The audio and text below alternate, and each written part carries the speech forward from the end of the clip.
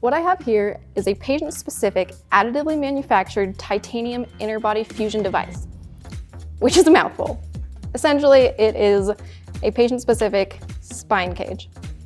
So what's cool about additively manufacturing these devices is the porous structure and the lattice structure that you can see here.